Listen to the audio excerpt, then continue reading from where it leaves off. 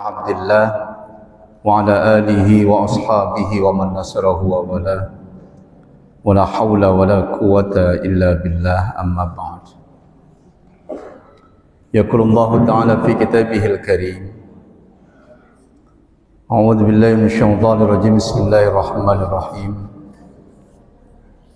من جاء بالحسنة فله عشر أمثالها ومن جاء بالسيئة فلا يجزى إلا مثلها وهم لا يظلمون.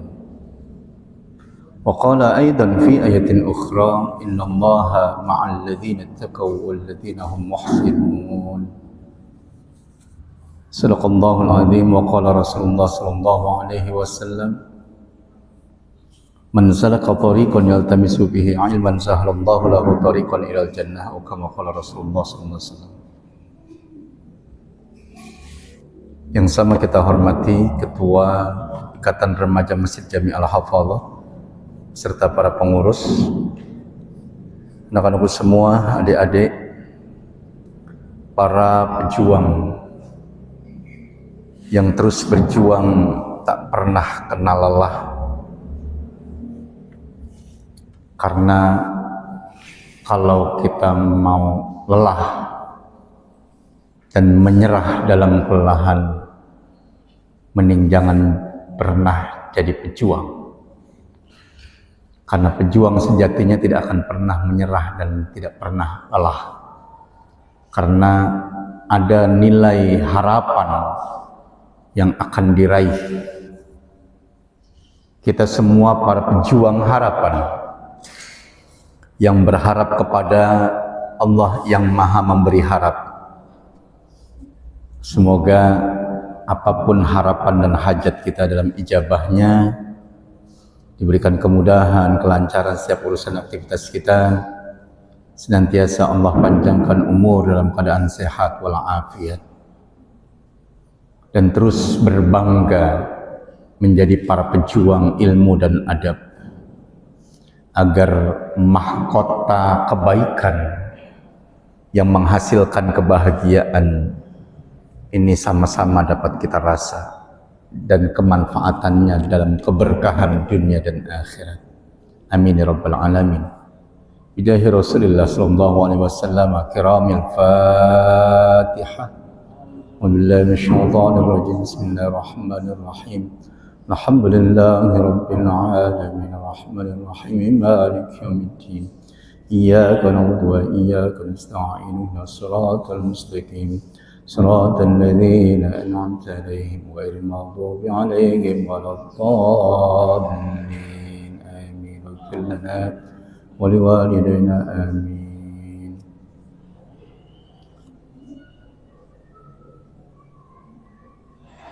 Ada yang mau baca? Ya.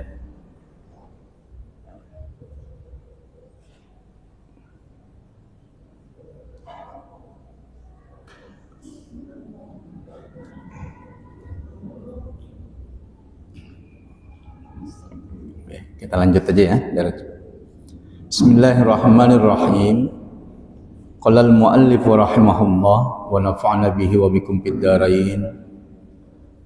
Ansyada Syekhul Imam al-Ajal al-Ustadz Ruknul Islam al-Ma'ruf bil Adib al-Mukhtar syi'ran li nafsihi. Ketemu bacanya? Ada? Benar itu kan?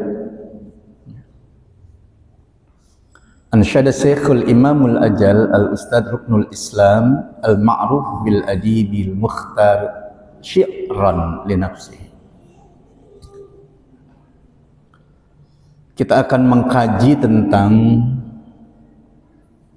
bagaimana ilmu dapat kita gapai dengan mengedepankan adab keilmuan. Kita masih berlanjut karena memang sesungguhnya adab tanpa ilmu kanar bila khatab. Al-adab bila ilmin kanar bila khatabin. Adab tanpa ilmu seperti api yang gak ada kayu bakarnya. Dia membakar apa? Dia mau bakar sate, bakar apa, pasti harus butuh api dan kayu. Kita masih melanjutkan kajian ini, bahwa banyak konsep-konsep dasar yang dapat kita raih agar ilmu-ilmu ini bisa melekat dan kuat dalam ingatan kita. Kita tidak ingin ilmu yang udah kita raih lepas dan terhempas.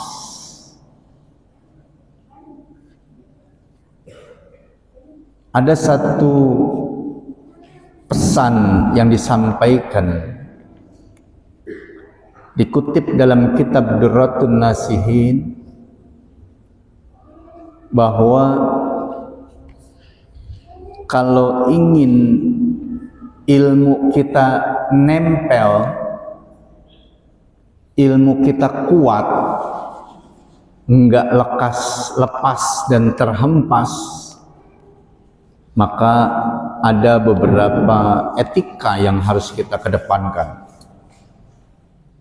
Di antaranya, ketika kita mau beraktivitas, ibda'u bil wudu, maka mulailah dengan berwudu. Kalau cuci muka, buat make up kan cuci muka dulu tuh, mending berwudu. Habis berwudu baru make up. Kalau laki pulang dari mana-mana cuci tangan, cuci muka enggak? Wudu apa enggak? Enggak. Ya kan wudu muka juga yang dicuci, tangan juga yang dicuci. Kenapa enggak kita ambil sunnahnya? Maka sunnahnya berwudu. Nah, ini pesan yang disampaikan oleh Sayyidina Ali bin Abi Thalib. Mulazimul wudu, katanya, biasakan berwudu. Ketika mau tidur, biasakan berwudu. Kan pulang taklim, pulang ngaji, pulang sekolah atau pulang apa, kita mau tidur, wudu dulu. Apalagi bersih-bersihin lipstick, bersihin itu gitu kan. Kalau tidur nggak dibersih-bersihin, kesian itu sarung bantal yang putih bisa berubah besoknya. Kan dibersihin tuh kan, berwudu lah. Kata Sayyidina Ali, mulazimul wudu, di antaranya orang yang melazimkan wudu, yahfaduhul ilm, dia akan terpelihara ilmunya, dia akan terjaga ilmunya. Ini pesan yang keren. Kapan pesan itu? Ini sudah terlintas pesan itu ya 14 abad yang silam, pada masa Sayyidina Ali bin Abi Thalib. Itu yang pertama, biasakan berwudu.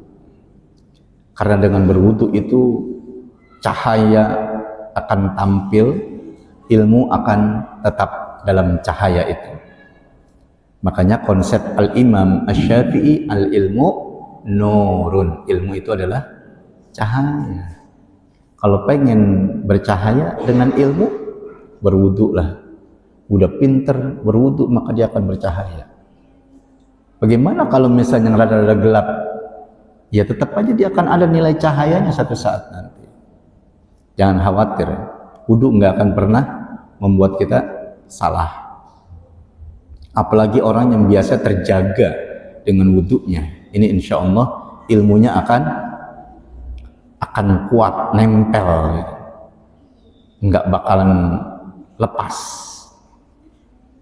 Coba deh misalnya, kalau sekolah sekarang, besok ini sekarang masuk semester 2, ya kan? Semester genap. Itu semester ganjil, ingat itu? Enggak, lupa udah. Biar dia ranking 1 juga lupa. Cuman untungnya yang ranking 1 biar dia lupa, karena emang dia udah lebih pintar daripada yang lain. Nah itu masih bisa menjaga. Apalagi dijaga dengan wudunya, insya Allah. Jadi daya ingat kita kuat. Sampai kapan? Ya sampai nanti kita akhir hayat kehidupan kita, ilmu itu akan tetap kuat.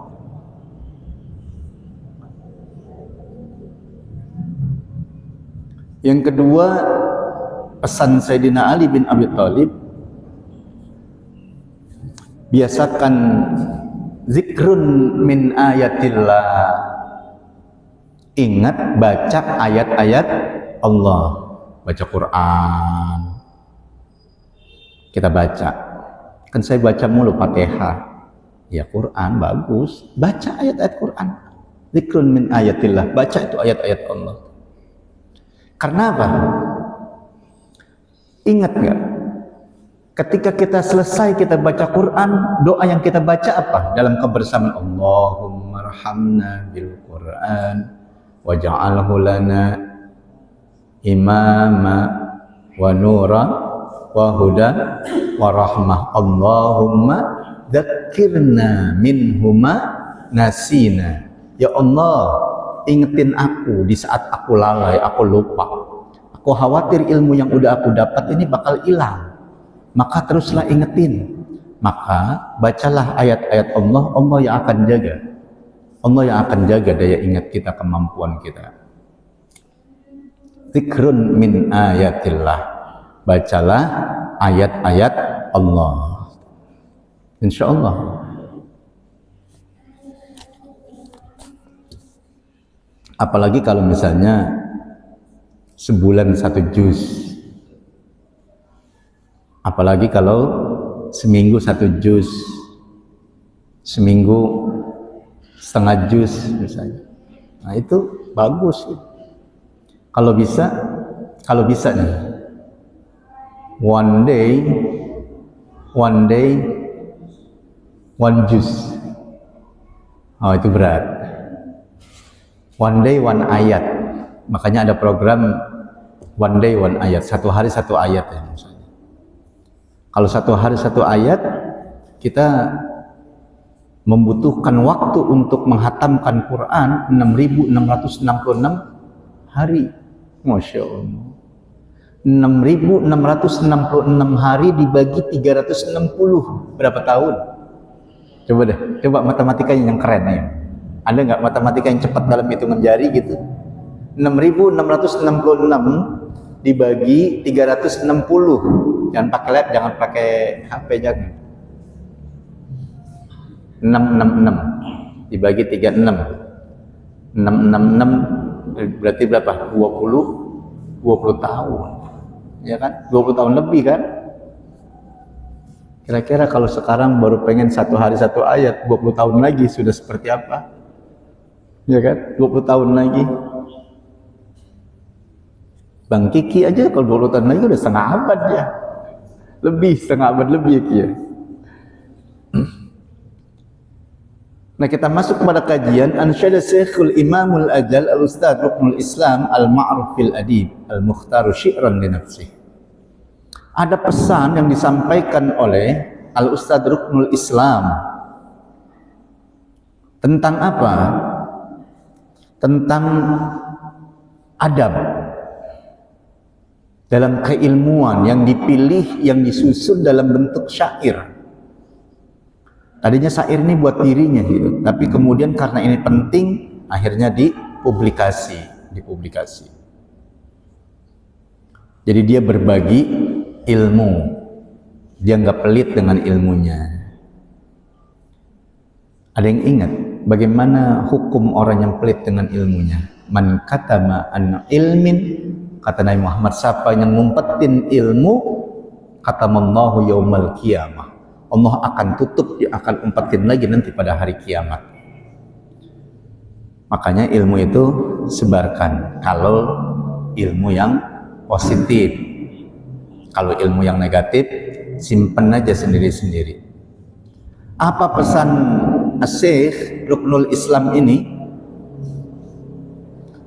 Annat tawadhu'a min khisalil muttaqi wa bihil taqa ilal ma'ali yartaki wa minal ajaibi ajbun man huwa jahilun fi halihi ahwa sa'idu am syaqiyyu am kaifa yakhtamu umrahu aw ruhahu yauman nawa mustafilun aw murtaqiyun. wal kibriya'u li rabbina sifatum bihi makhsusatun.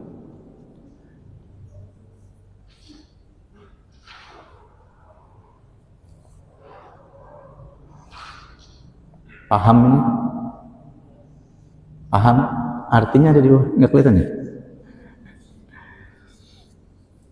Annat tawaddu'a min khisalil muttaqi, bahwa kerendahan hati untuk menggapai ilmu min khisalil muttaqi ini akan sampai pada tingkatan level yang tinggi. Dan tingkatan yang udah tinggi akan terus sampai pada keagungan, pada ketinggian itu. Dan dari keajaiban yang paling ajaib adalah orang yang jahil, yang dia pahami, yang dia mengerti dengan kejahilannya, kemudian dia berujar ahwa sa'idu am syaqiyu, apakah bahagia atau sengsara. Apa maksud dari ungkapan ini? Kita diajarkan untuk merendah hati. Nggak ada nilai kesombongan, nggak ada nilai keangkuhan, kecongkakan. Karena itu yang akan merusak dari ilmu dan adab. Ketika ada nilai-nilai kesombongan, kecongkakan. Pernah dengar satu kisah yang diangkat pada masa Daulah Abbasiyah di Baghdad. Udah belajar belum? Udah ya? Sejarah Islam. Pada masa Daulah Abbasiyah, dengerin ceritanya, fokusnya. Nanti saya izin nanti mau tanya tentang inspirasinya apa. Kisah ini menarik tentang bagaimana ketawaduan itu pentingnya. Ada seorang ulama besar yang bernama Yazid Al-Bustami. Pernah dengar namanya? Yang perempuan, pernah dengar namanya? Pernah dengar namanya? Belum. Ini yang pinggir, Zahra pernah dengar namanya Yazid Al-Bustami? Pernah dengar? Belum. Ardiansa pernah dengar? Baru sekarang. Pernah dengar namanya? Kalau ini belum dengar ini. Pernah dengar Yazid Al-Bustami? Neng, pernah dengar? Belum juga. Pernah dengar Yazid Al-Bustami? Ya, seorang ulama Yazid Al-Bustami. Alhamdulillah pernah dengar ya? Alhamdulillah udah, jaringannya udah mulai bagus. Tadi biasanya namanya wifi kan kadang bagus, kadang enggak.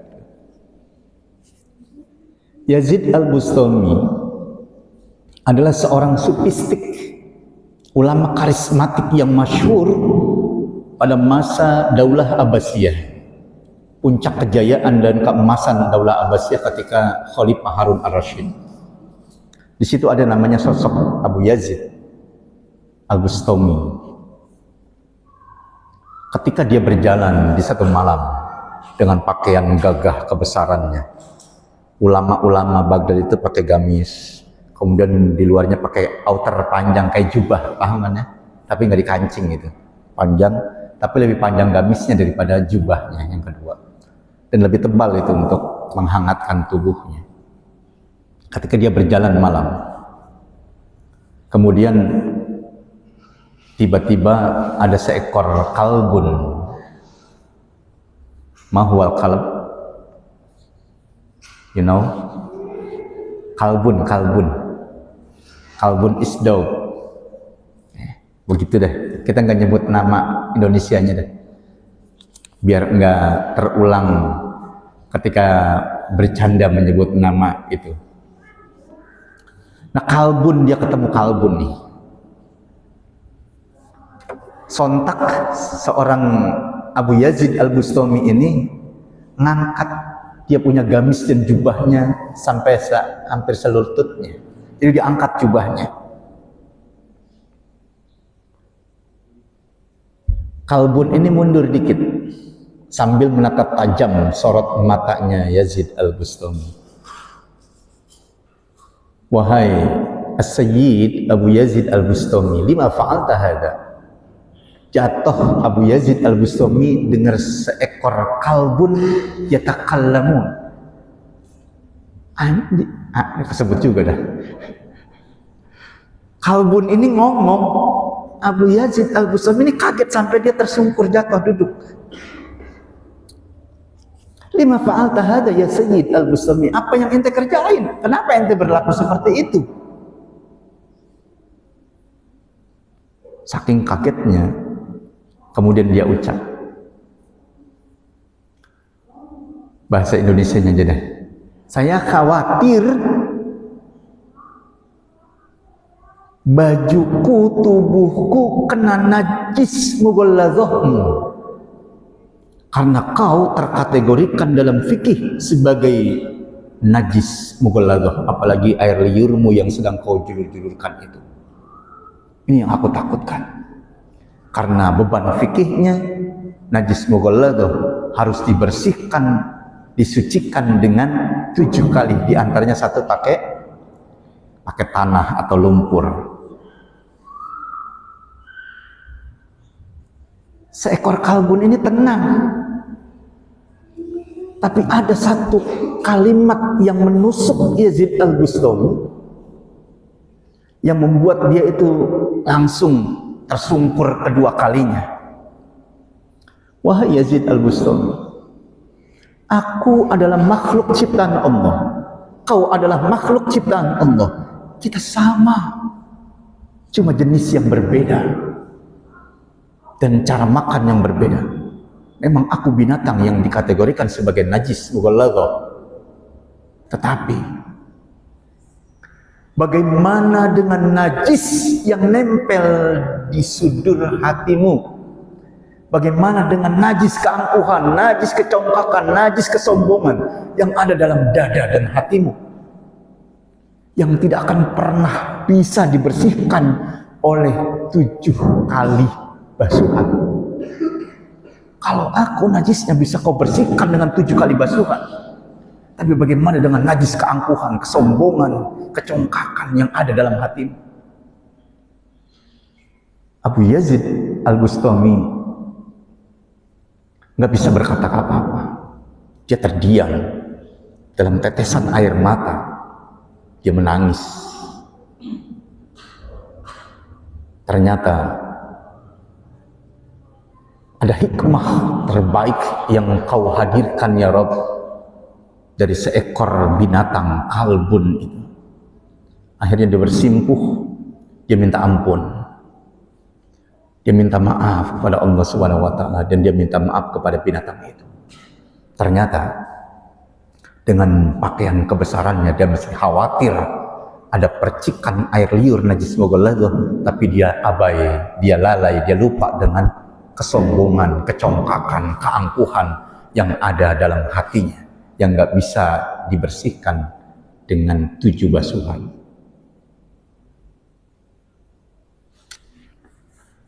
Tersadar ketika itu Yazid Al-Bustami, maka muncul sebuah qaul yang sangat keren. Khudhil hikmah walau min fahmil bahaim. Tahu artinya? Khudhil hikmah walau min fahmil bahaim. Ambillah hikmah, ambil ilmu, ambil iktibar, ambil pelajaran, walaupun itu keluar dari mulut seekor binatang. Ini pelajaran yang paling keren.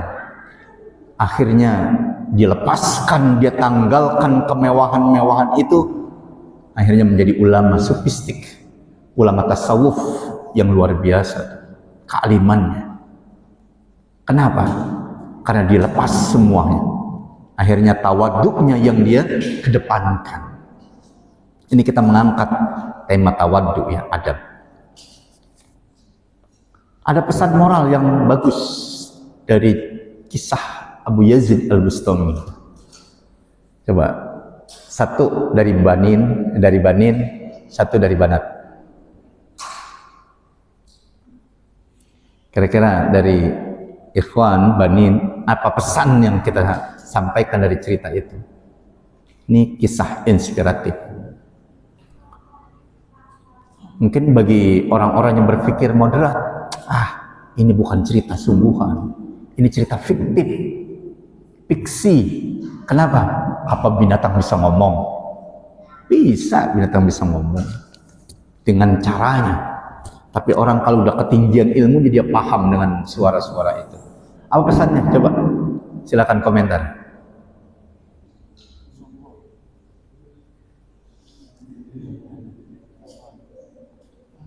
Jangan sombong. Pesan moralnya. Fikri, apa pesan moral dari kisah yang diangkat itu?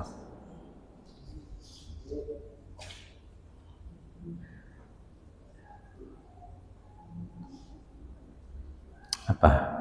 Ya dari ikhwah, dari Banat. Apa pesannya?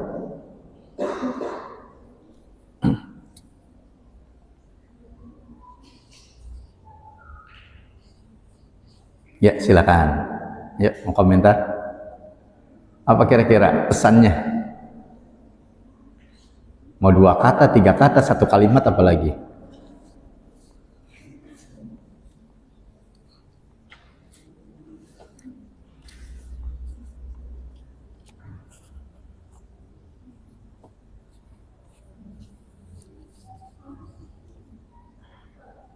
Ya silakan. Apa? Ada? Udah ketemu? Udah ketemu?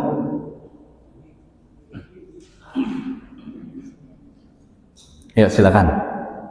Kasih mic-nya, Ki.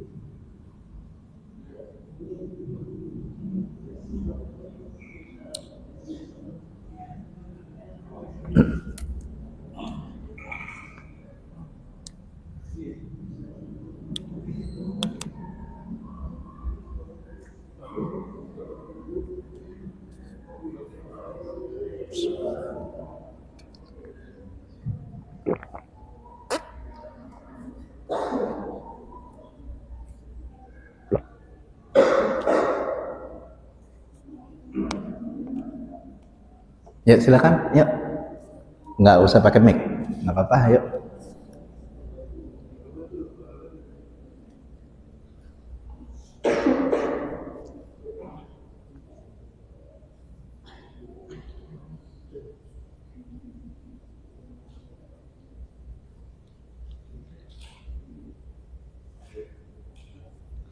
Tapi jelas kan ceritanya, kedengeran kan?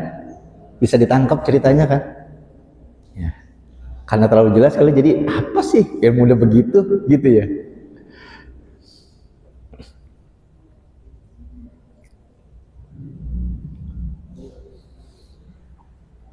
Boleh pemahaman tekstual, boleh pemahaman non tekstual, boleh, silakan.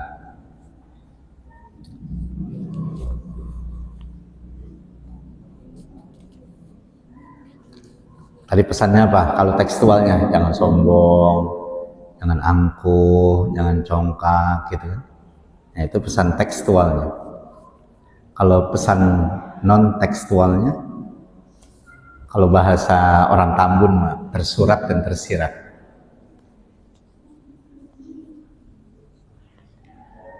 Oh, Sabik, ya silakan Bik. Apa Bik?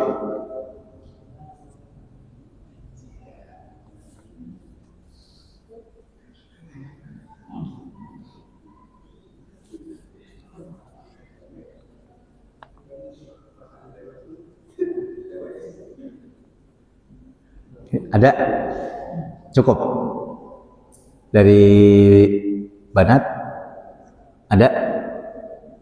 Komentarnya? Silakan, ayo.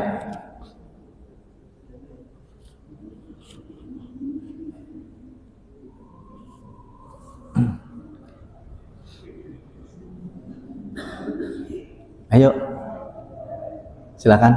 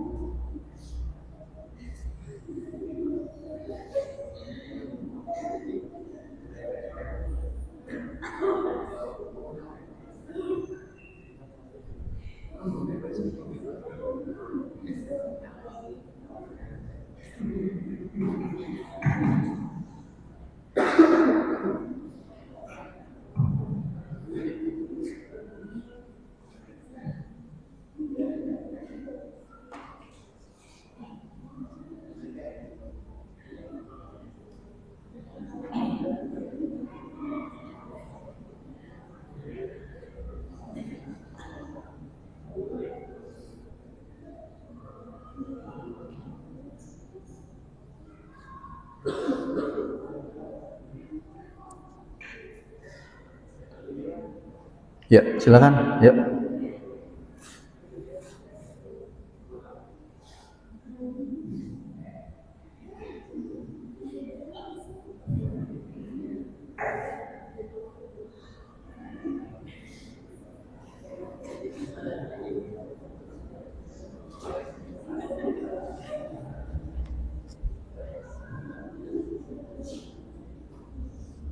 Ya, silakan. Ya. Apa pesannya?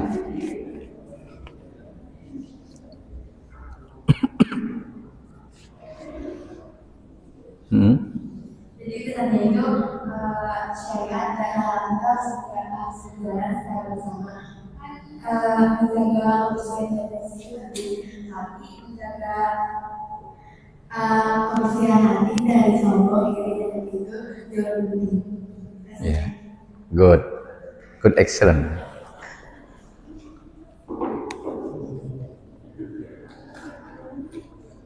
Kebersihan dan kesucian itu penting. Menjaga najis itu penting. Tapi ada yang jauh lebih penting, yaitu menjaga kebersihan dan kesucian hati dari sifat sombong, kikir, amarah, dengki, hasud. Nah itu. Ya, good. Dari Banin. Ikhwan, ayo silakan.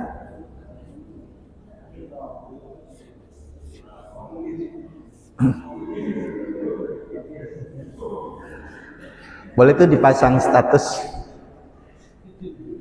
Ya, nanti pasang status. Bikin SW tuh Dila. Ya, masukin ke SW.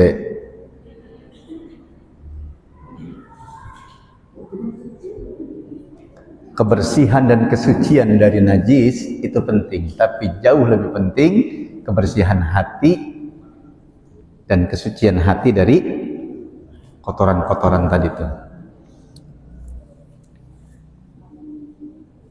Ada, ayo Zaki silakan.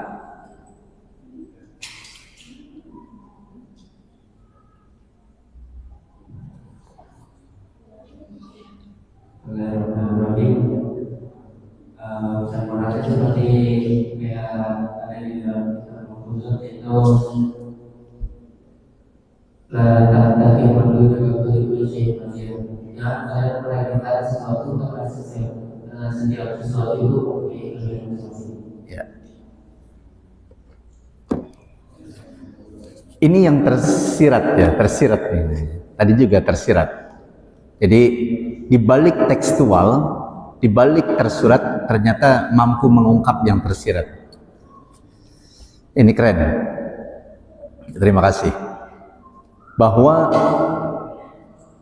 di antara satu adab yang kita angkat kisahnya Abu Yazid Al-Bustami itu adalah bagaimana dia menjaga kesucian dan kebersihan zahirnya, tapi dia lupa dengan kebersihan dan kesucian batinnya.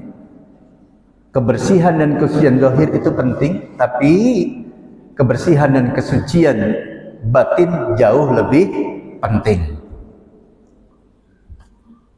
Yang kedua, jangan menganggap rendah, remeh seseorang makhluk apapun yang sesama makhluk ciptaan Allah, karena semua makhluk itu pasti punya nilai kelebihan. Satu saat dia akan punya nilai kelebihan. Boleh itu dipasang menjadi status. Jangan memandang rendah, karena di antara tawadhu, di antara adab adalah nggak boleh memandang rendah, karena siapa tahu dia memiliki keistimewaan yang kita nggak paham, yang kita nggak ngerti. Makanya kata Syekhul Imamul Ajal Ustaz Ruknul Islam, apa katanya? Annat tawadhu'a min khisalil muttaqi, bahwa tata krama, etika, tawadhu, adab ini akan sampai pada puncak, sampai puncak. Apa itu? Muttaqi, orang-orang yang dianggap puncak takwa itu. Wa bihi taqi ilal ma'ali yartaqi, dan puncak ketakwaan itu akan terus tinggi dan meninggi, melebihi level derajat yang jauh, melampaui batas ketinggiannya. Wa minal ajaibi ajbun man huwa jahilun fi halihi ahwa sa'idu am syaqi, dan sungguh ajaib orang dengan keajaibannya dia mengetahui bahwa siapa yang tidak tahu, jahil itu tidak tahu, fi halihi pada kondisi keadaannya, ahwa sa'idu am syaqi, apakah dia masuk pada kategori kebahagiaan atau pada kesusahan. Hidup pilihan, benar nggak? Hidup adalah pilihan. Susah senang itu pilihan atau takdir? Sedih bahagia itu takdir apa pilihan? Takdir. Tapi boleh memilih enggak? Boleh kan? Karena manusia pada hakikatnya memang punya potensi untuk memilih dan dipilih. Memilih dan dipilih. Jadi ada dua, satu aktif, satu pasif. Artinya harus ada proses agar kita bisa memilih dengan benar. Ada satu kala kita dipilih dengan bijak. Maka kalau pengen kita masuk pada kategori itu, pilih dan memilih dalam kondisi yang baik. Ini kalau orang yang kagak paham, dia bingung apakah nanti akan sampai pada puncak kebahagiaan atau pada puncak kemelaratan. Sa'idun au saqiyun. Kita pengennya sa'idun fid dunya wa sa'idun fil akhirah. Bukan syaqiyun fid dunya wa saqiyun fil akhirah. Itu yang paling susah. Kira-kira pilih nih, pilih. Sa'idun fid dunya wa sa'idun fil akhirah. Sa'idun fid dunya wa saqiyun fil akhirah. Syaqiyun fid dunya wa sa'idun fil akhirah. Saqiyun fid dunya wa saqiyun fil akhirah. Bahagia dunia, bahagia akhirat. Bahagia dunia, sengsara akhirat. Sengsara dunia, bahagia akhirat. Atau sengsara dua-duanya. Kita memilih yang mana? Pilih yang dua-duanya bahagia kan? Karena memang visi kita ketika kita berdoa aja, Rabbana atina fid dunya hasanah. Itu kan visi kita kan? Rabbana atina fid dunya hasanah wa fil akhirati hasanah wa qina. Ada yang nggak hafal? Kalau bahasa Jepangnya ilok kagak hafal. Kita pengennya kan itu tuh. Itu bagian dari visi loh. Visi kita adalah bahagia dunia, bahagia akhirat, dan kita bebas dari neraka. Nah, tapi kalau kita udah punya visi kayak gitu, ya misinya dong, ya kan? Misinya dong yang harus standar bagus. Makanya dari keajaiban yang kita punya ini, Kita nggak ngerti, kita jahil, kita bodoh dalam urusan apakah kita bahagia, apakah kita urusannya apakah urusannya nanti sengsara. Karena ini semua dalam hitungan takdir. Kita udah belajar takdir ada dua. Ada namanya takdir dalam akidah akhlak. Ada namanya takdir mu'allaq, ada takdir lupakan alia. Takdir satu takdir mu'allaq, satu takdir kan lupa. Satu takdir mu'allaq, satu takdir mubram.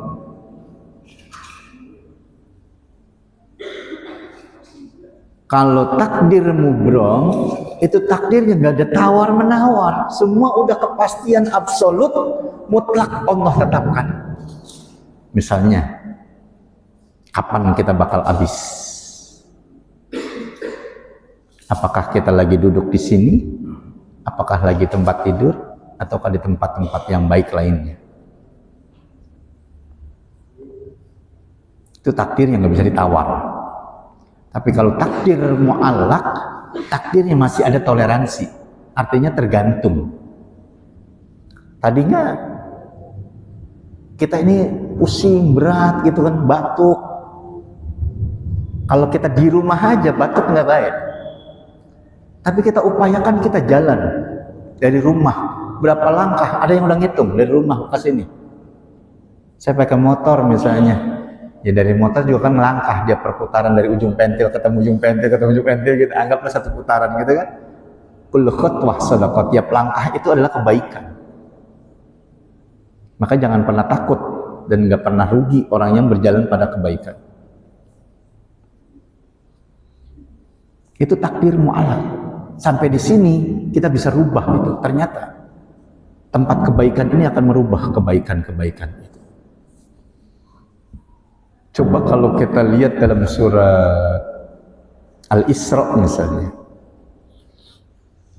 Coba lihat surat Al-Isra di ayat ya kira-kira 19-an kali.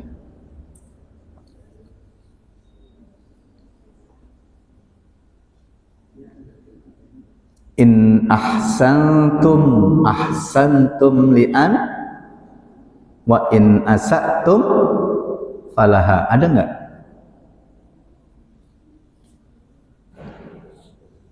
Dalam surat Al-Isra ada ya? Ada yang udah nyari belum?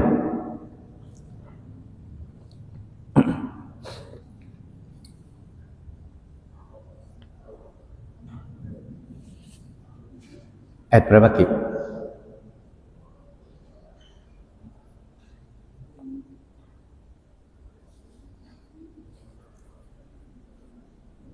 Ada yang udah ketemu belum? Belum ya?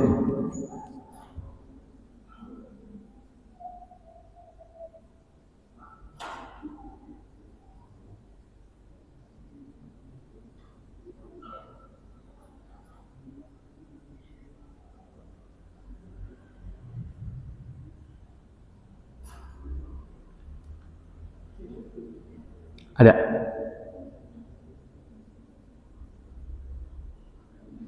Apa suratnya yang salah?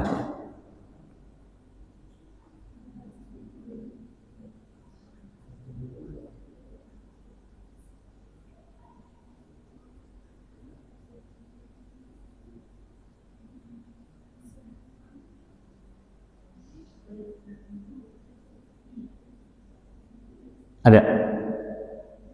Ayat berapa? Ayat 7 ya. Ayat 7 ada, ayat 7.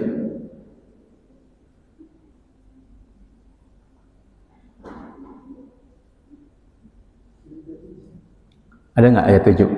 Benar.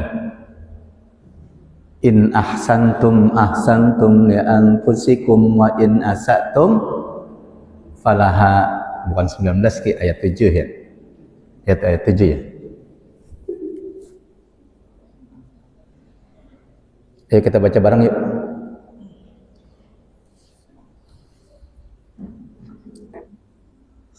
A'udzu بالله من الشيطان الرجيم.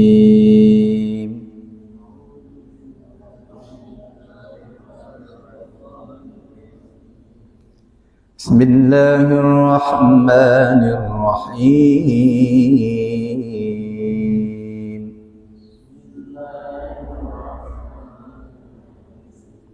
Ayo baca bareng, 1, 2, mulai.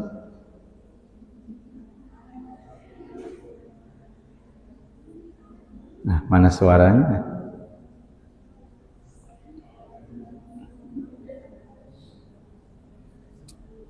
Ayo bareng, 1, 2, mulai.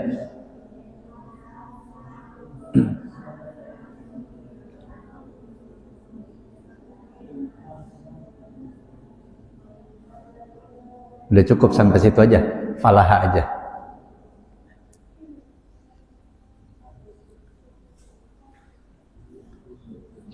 Yuk bareng yuk, 1,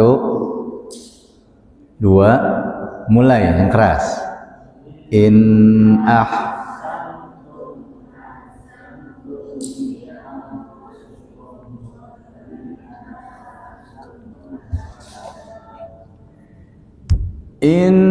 ahsantum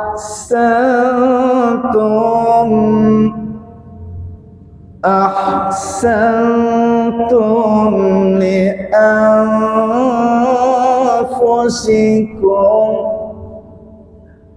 wa in asatum falaha. Ya bareng ya, 1, 2, mulai.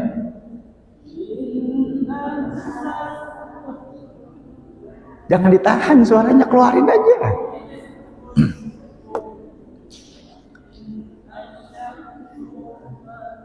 Ayo dari perempuan dah, khusus perempuan. 1, 2, bareng. In ahsantum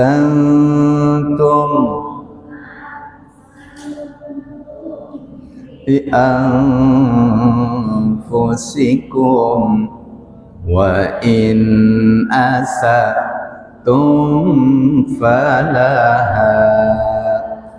Ya, bagus suaranya kalau bareng-bareng. Cuman kurang percaya diri aja. Ntar di sini kita akan ketemu. Lanjut, ayo bareng-bareng yang laki-laki. 1, 2, mulai. In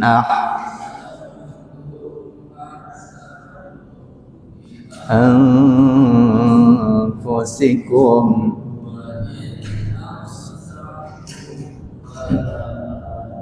ya. Jangan ditahan, itu idhar. Idhar apa?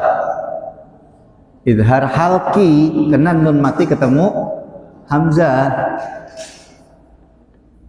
Nun ketemu tak baru ikhfa, baru tuh.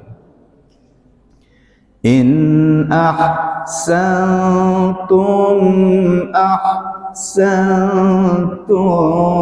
li anfusikum wa in asatum falaha. Artinya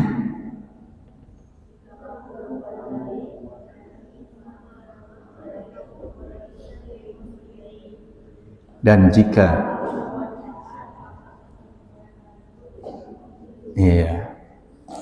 jadiin status ya. Status kita punya status 3 hari itu.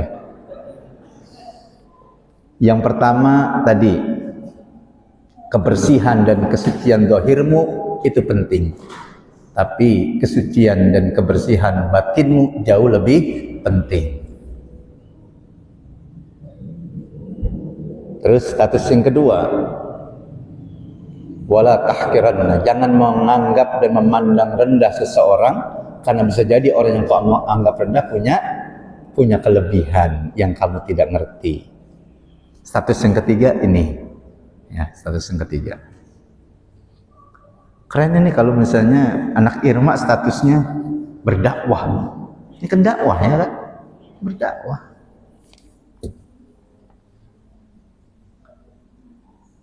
Kita nggak ngerti di mana kita bahagia, di mana kita akan hina, sengsara. sa'idun am sakiyun am kaifa yahtamu umrahu aw ruhahu, atau bagaimana kamu mengakhirkan umurmu dan bagaimana dengan nasib ruhmu ketika itu. Kita nggak tahu. Kenapa? Karena memang kita nggak punya ilmu itu. Wa ma utitu minal ilmi illa qalila. Kita dikasih ilmunya banyak apa dikit? Dikit.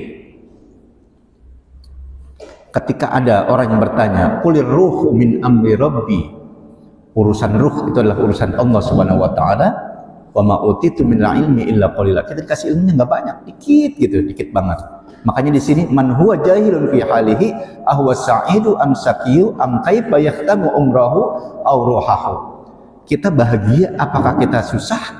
Kita bagaimana mengakhirkan umur kita? Apakah umur kita ini bahagia akhirnya husnul khatimah atau su'ul khatimah? Kita pilih yang mana? Tapi tahu nggak kita bakal husnul? Nah, kita nggak tahu, kita jahil di situ. Tetapi kita terus berproses. Ini bagian dari penempatan diri kita untuk menstabilkan diri kita agar Allah catat bahwa keberadaan kita dalam berjamaah ini yang akan mengakhirkan hidup kita. Husnul khatimah.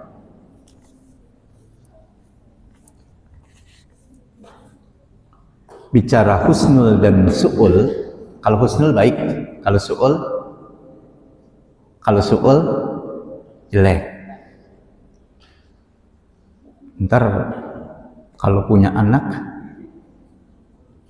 namain husnul khotimah, anak kedua su'ul khotimah, ya ngaji inget dulu, ada husnul khotimah, ada su'ul khotimah. Kayaknya kerenan su'ul, wah agak tahu artinya. Kalau husnul khotimah itu bagus akhirnya, kalau su'ul khotimah akhir yang jelek, akhir yang nggak bagus gitu. Kita pengen akhir kita bagus semuanya. Tapi kita nggak tahu kan, bisa berbolak-balik nggak? Bisa. Kenapa? Yang namanya hati bisa bolak-balik nggak? Bisa. Hati bahasa Arabnya apa? Bahasa Arabnya hati apa? Qalbu atau qalbun. Qallaba yuqallibu taqliban. Kalau dalam i'rabnya, dalam tasrifnya, qallaba yuqallibu taqliban. Qalb itu artinya kosong. Kosong. Karena kosong dia mudah bolak-balik. Jadi hati itu mudah terbolak-balik. Karena apa? Karena kosong. Makanya sering kita berdoa, ya muqallibal qulub, gitu kan? Ya Allah yang maha membolak-balikan hati, tsabbit qulubana ala dinil Islam. Ya Allah tetapkan hati saya tetap dalam keadaan Islam, tetap dalam keimanan, tetap dalam kebaikan. Karena memang itu bolak-balik gitu. Kadang lagi bagus ya bagus, kalau lagi jelek jelek.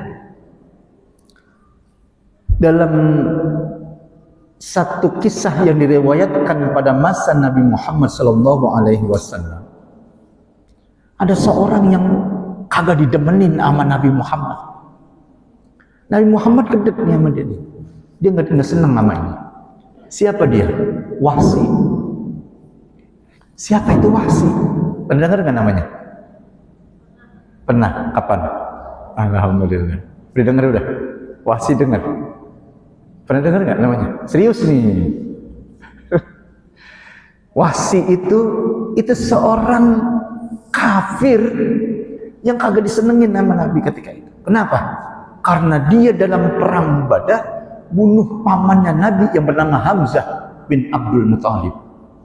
Hamzah pembelanya Nabi, Hamzah yang membelain perjuangan Islam dibunuh. Hatinya dicongkel, dicabik-cabik, kemudian dimakan oleh siapa? Oleh istrinya Abu Sufyan, karena dia balas dendam, kakeknya itu dibunuh, ayahnya dibunuh.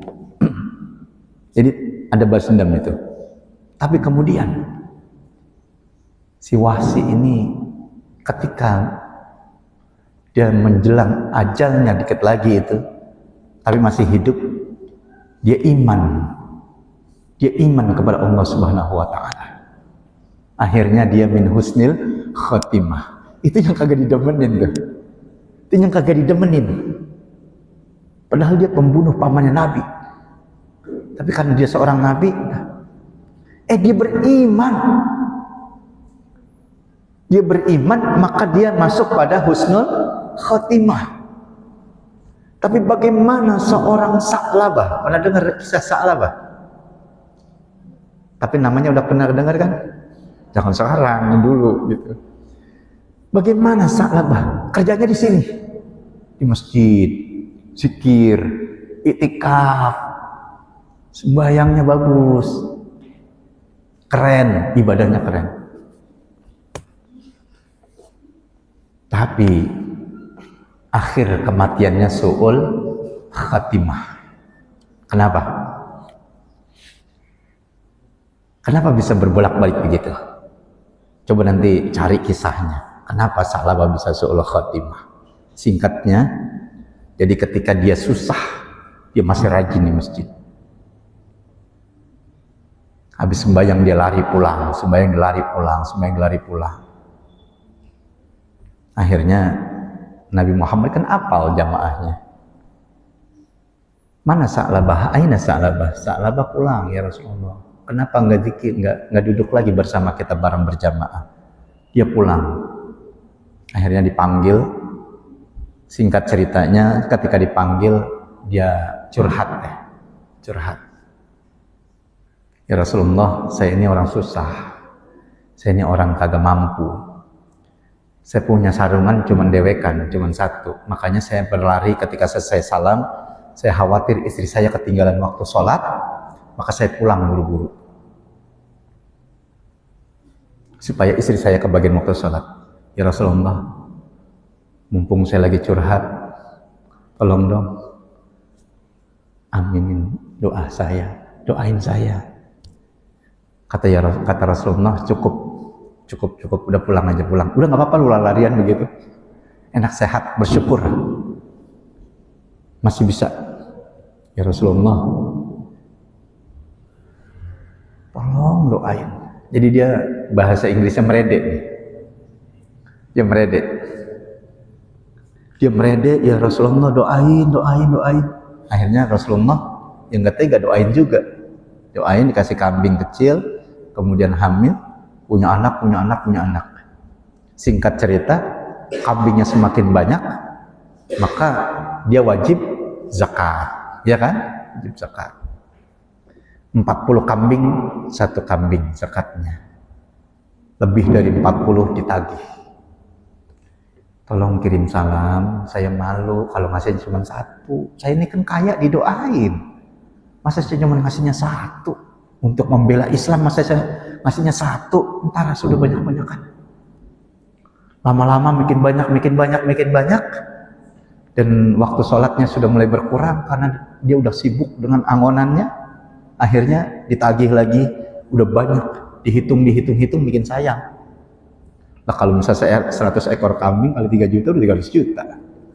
Lama lagi entar, akhirnya sayang sampai pada masa Nabi kagak diambil zakatnya, pada masa Umar bin Khattab, Abu Bakar As-Siddiq kagak diambil zakatnya, nggak ditagih. Pada masa Umar bin Khattab nggak usah ditagih, pada masa Utsman bin Affan penyakit menular terjadi. Rusak semuanya, termasuk dirinya, termasuk binatangnya, amblas, hina. Dia mati dalam keadaan su'ul khatimah. Nauzubillah min dzalik. Padahal kerjanya di sini tadinya. Tapi kemudian su'ul khatimah. Tapi si Wahsy yang kerjanya membunuh. Tapi kemudian husnul khatimah. Ini Allah yang maha membolak-balikan hati. Maka jangan pernah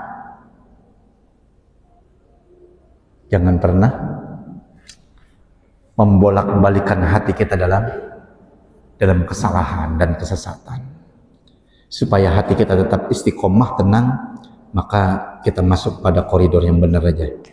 Kalau kita berteman sama yang benar, insya Allah benar. Kalau kita berteman sama yang salah, pasti Salah. Kenapa? Al-mar'u yukhalifu ala dini khalilih. Orang itu dikenal dengan siapa teman dekatnya. Siapa teman dekatnya, itu yang dikenal.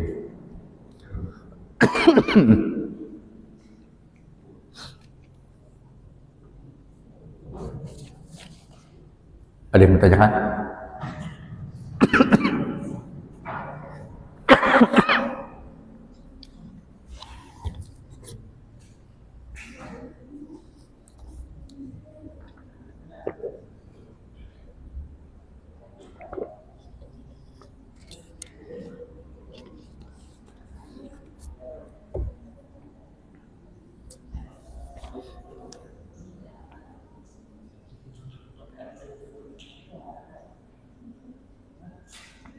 Sedikit lagi terakhir, yauman nawa mustafilun aw murtakiyun.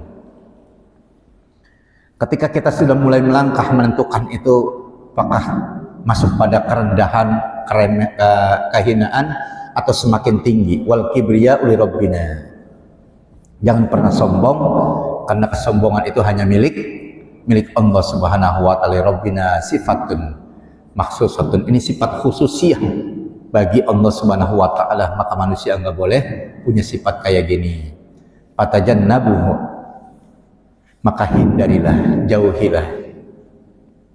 Wattaqa, dan kejarlah itu takwa. Ketinggian daripada adab ilmu kita akan sampai pada level pada ketinggian kebaikan yang kita lakukan. Jadi bertemanlah dengan orang yang benar, insya Allah jalan kita enggak pernah salah. Bertemanlah dengan orang yang baik, maka kita nggak akan pernah tersesat, nggak salah pilih. Jadi temannya itu bisa dilihat. Jadi kalau pengen lihat temannya, lihat temannya siapa. Kalau berteman sama yang bagus, pasti bagus. Teman yang jelek, ya begitu dah. Walaupun dia cakepan dikit doang. Ada yang bertanyakan? Jadi di antara adab-adab yang bisa mencapai pada puncak mahkota ilmu kita, di antaranya adalah kita tenang, kita tawadhu, kita jangan sombong, jangan pernah ada anggapan bahwa kita itu lebih hebat daripada orang lain. Kalau bahasa kerennya nih, status lagi yang keempat nih Dina, ini status keempat. Kulladzi ilmin alimin. Kulladzi ilmin alimin. Di atas orang pintar ada yang lebih pintar. Di atas orang yang benar ada orang yang lebih benar. Jadi kulladzi ilmin alimin. Di atas orang yang pintar pasti ada yang lebih. Tenang aja, jangan pernah kita ada nilai-nilai kesombongan bahwa kita ini udah paling hebat, jangan. Qala Abu Hanifah rahimahullah li ashabih wallahu a'lam. Ada pertanyaan?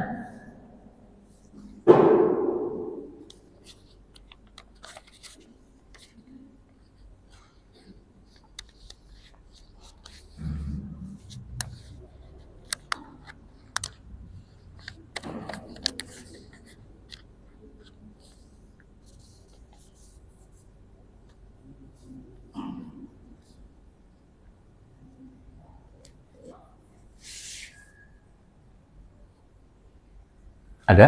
Cukup? Cukup. Dari laki ada pertanyaan? Cukup?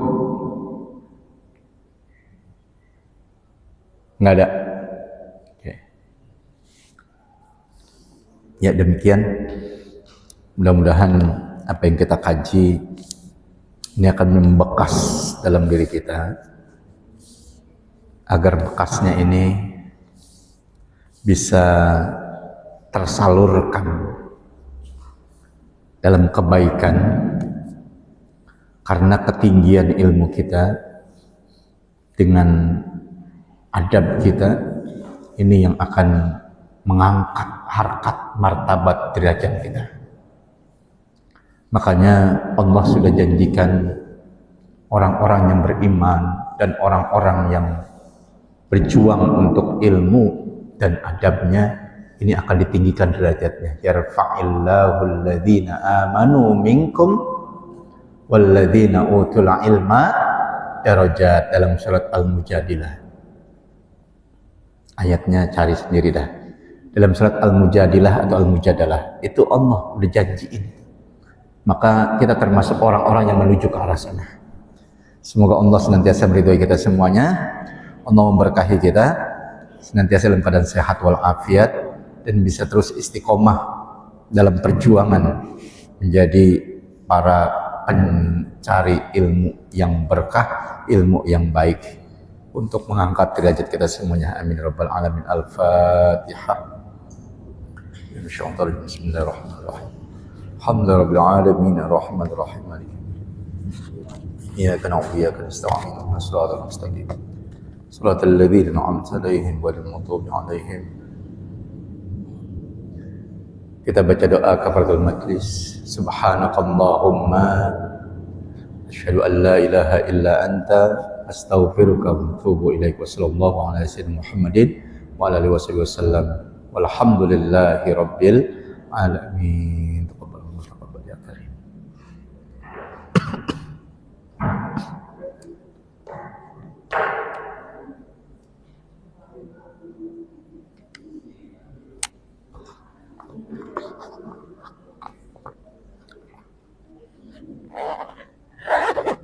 Mohon maaf karena suara saya lagi agak-agak sember.